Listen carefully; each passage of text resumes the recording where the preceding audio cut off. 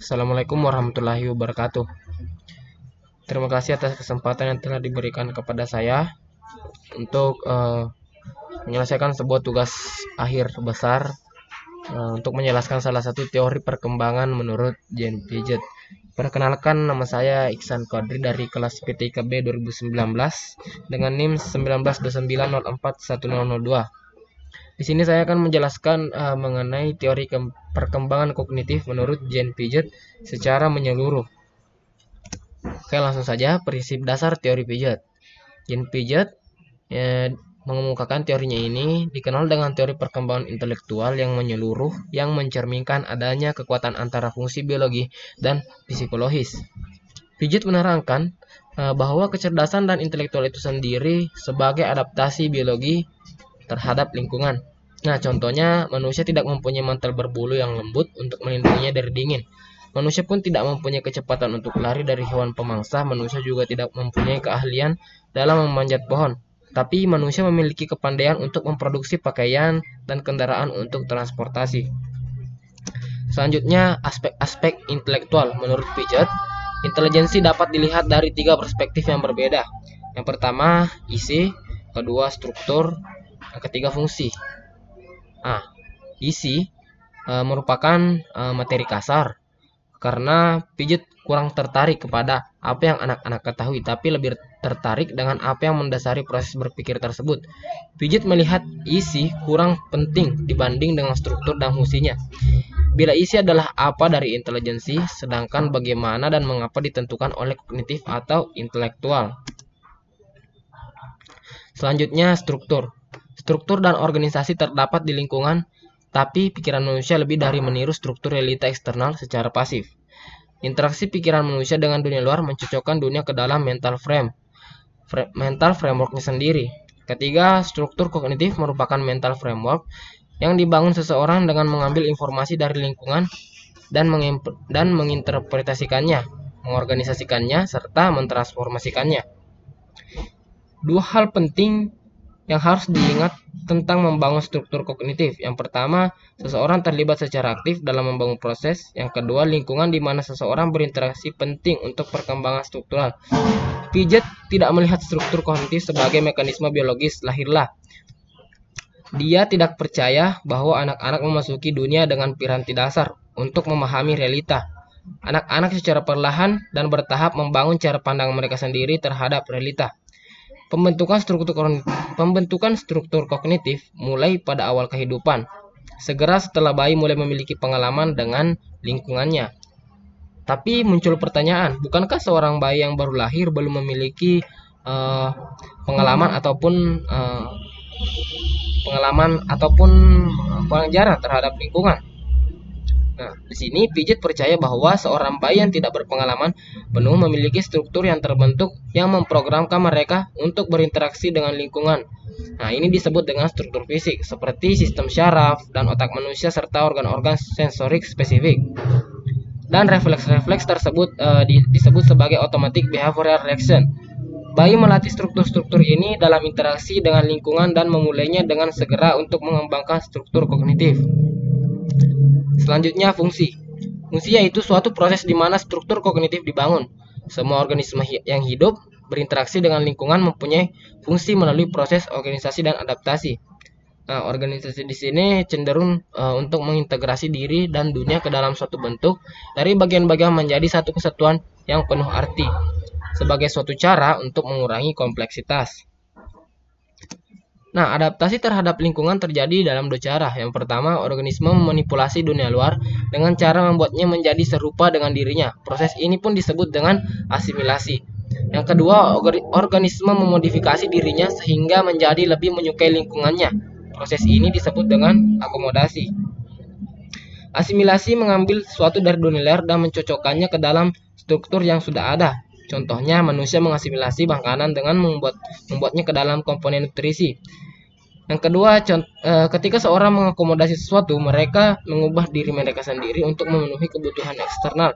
Nah, contohnya di sini tubuh tidak hanya mengasimilasi makanan, tapi juga mengakomodasikannya dengan mensekresi cairan lambung untuk menghancurkannya dan kontraksi lambung mencernanya secara involuntir. Piaget mengaplikasikan proses asimilasi dan akomodasi terhadap intelektual seperti terhadap proses fisik. Nah, di sini anak-anak mengasimilasi ide-ide baru, food for thought, dengan mencocokkannya ke dalam struktur kognitif yang sudah ada dan mengakomodasikan ide-ide tersebut dengan mengubah struktur kognitif mereka dalam responnya. Bila idenya baru dan struktur kognitif perlu untuk membuatnya, berarti anak-anak akan membuatnya sebagai bagian dari proses pikir mereka dan akan mengubah cara berpikir mereka dalam responnya. Perkembangan intelektual tidak akan terjadi bila ide-ide anak itu dikenal dan diasimilasi atau bila mereka melanjutkan struktur tersebut untuk asimilasi. Nah, di sini adalah tahap-tahap perkembangan intelektual. Yang pertama tahap sensori motor atau 0 sampai tahap dari 0 sampai 15 tahun.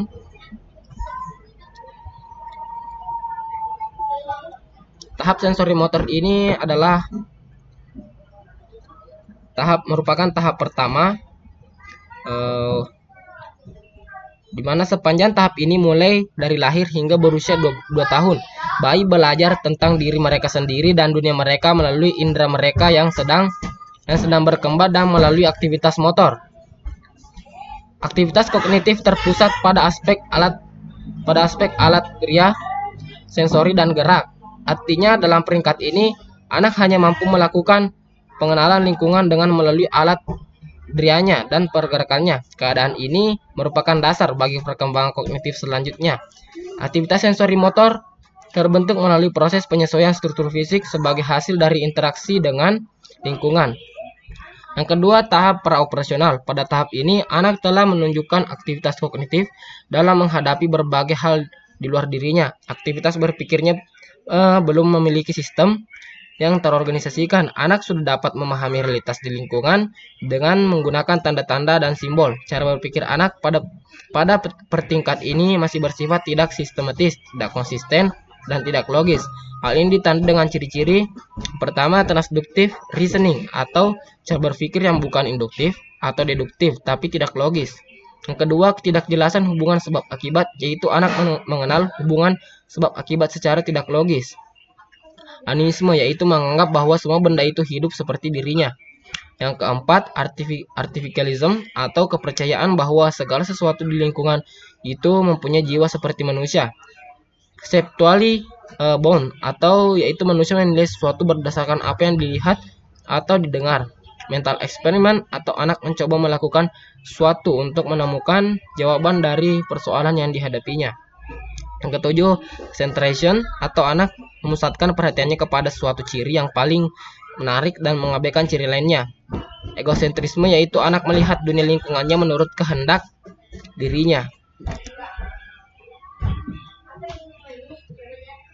Nah, tadi di dalam tahap sensori motor di sini sebelum masuk ke dalam tahap praoperasional tadi yang sudah saya jelaskan ya. Tadi kan ada tahap sensori motor. Nah, di dalam tahap sensori motor ini dikenal dengan skema. Meski bayi tidak dapat mengkonseptualisasi tapi mampu mengorganisasi kegiatan atau intelligent looking. Hal ini disebut dengan skema. Sensori motor ekuivalen dengan konsep dan skema-skema menunjukkan kecenderungan organisasi di mana Piaget menjelaskannya sebagai karakteristik semua organisasi hidup. Oke, kita lanjut saja tadi ya ke tahap yang ketiga atau tahap operasional konkret. Pada tahap ini anak sudah cukup matang untuk menggunakan pemikiran logika atau operasi, tapi hanya untuk objek fisik yang ada saat ini. Dalam tahap ini, anak telah hilang kecenderungan terhadap animisme dan artikalisme. Egosentrisnya berkurang, dan kemampuannya dalam tugas-tugas konservasi menjadi lebih baik. Namun, tanpa objek fisik di hadapan mereka, anak-anak pada tahap operasional konkret masih mengalami kesulitan besar dalam menyelesaikan tugas-tugas logika. Nah, sebagai contoh, anak-anak yang diberi 3 boneka dengan warna rambut yang berlainan tidak mengalami kesulitan untuk mengidentifikasi boneka yang berambut paling gelap. Namun ketika diberi pertanyaan rambut yang lebih terang dari rambut Susan, rambut Edith lebih gelap daripada rambut Lily. Siapakah yang paling gelap? Anak-anak pada tahap operasional konkret mengalami kesulitan karena mereka belum mampu berpikir hanya dengan menggunakan lambang-lambang. Oke, selanjutnya tahap keempat yaitu tahap operasional formal atau pada tahap ini umurnya sudah 12 tahun ke atas. Pada tahap operasional formal pada umur 12 tahun ke atas timbul periode operasi baru. Periode ini pada periode ini anak akan menggunakan operasi-operasi konkretnya untuk membentuk operasi yang lebih kompleks. Kemajuan pada selama periode ini ialah ia tidak perlu berpikir dengan pertolongan benda atau peristiwa konkret.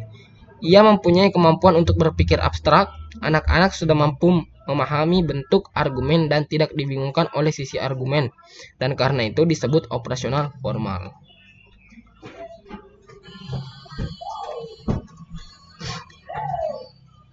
Nah, adapun tingkat perkembangan intelektual, yang pertama ada kedewasaan, perkembangan sistem penjelasannya itu perkembangan sistem saraf sentral yaitu otak, koordinasi motorik, mempengaruhi perkembangan kognitif. Kedewasaan atau maturalisasi merupakan faktor penting dalam perkembangan intelektual. Yang kedua, penalaran moral. Interaksi dengan lingkungan fisik digunakan anak untuk mengabstraksikan berbagai sifat fisik benda-benda. Yang ketiga, pengalaman logika matematika. Pengalaman yang dibangun oleh anak yaitu membangun atau mengkonstruksi hubungan-hubungan antara objek-objek. Yang keempat, transmisi sosial. Dalam transmisi sosial, pengetahuan itu datang dari orang lain, seperti pengaruh bahasa, instruksi formal, dan membaca. Begitu pula interaksi dengan teman-teman dan orang-orang dewasa termasuk faktor transmisi sosial dan memegang peranan dalam perkembangan. Yang terakhir, pengaturan sendiri. Pengaturan sendiri atau ekolibrasi. Ekolibrasi adalah kemampuan untuk mencapai kembali keseimbangan atau equilibrium selama periode ketidakseimbangan atau disequilibrium. Ekolibrasi merupakan suatu proses untuk mencapai tingkat-tingkat berfungsi kognitif yang lebih tinggi melalui asimilasi dan akomodasi tingkat demi tingkat. Nah, dari tadi kan saya sudah menjelaskan mengenai teori perkembangan kognitif menurut Jean Piaget.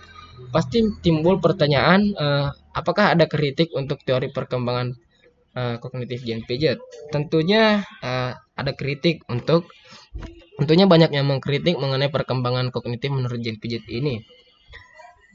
Kebanyakan ahli psikologi sepenuhnya menerima prinsip-prinsip umum teori ini, bahwa pemikiran anak-anak pada dasarnya berbeda dengan pemikiran orang dewasa dan jenis logika itu berubah seiring dengan bertambahnya usia. Namun ada juga peneliti yang meributkan detail-detail penemuan Piaget, terutama mengenai usia ketika anak mampu menyelesaikan tugas-tugas spesifik.